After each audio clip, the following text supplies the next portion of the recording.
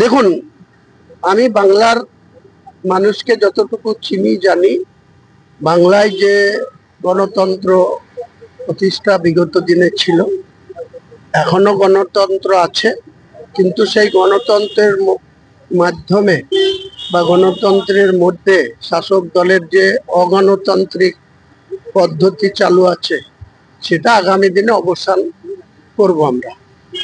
এনাদের বড় বড় কথা, 250 সিট জিতবে, 3বারে কংগ্রেসের সঙ্গে জোট করে 2011-তে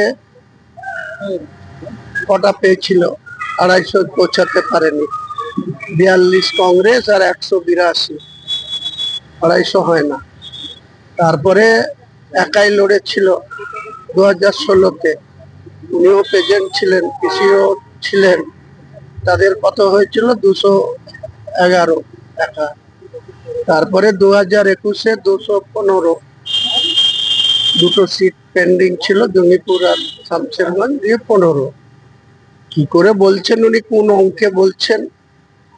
তাহলে বাকি দলগুলা ওনাদেরকে ওয়াকওভার দিবে না ওনারা মানুষের গণতান্ত্রিক অধিকার খরিদ করবে, সেটা ওনাকে বলবে।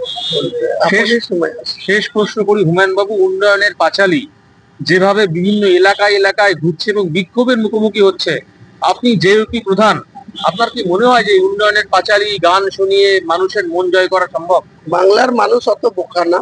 বাংলার মানুষের দৃষ্টি ঘোরানোর জন্য সব উন্নয়নের পাঁচালী, অনেক রকম মিথ্যাচার, অনেক রকম কথাবার্তা শোনাবে। এখন এই মার্চ মাস পর্যন্ত শোনাতে বলুন, শোনা।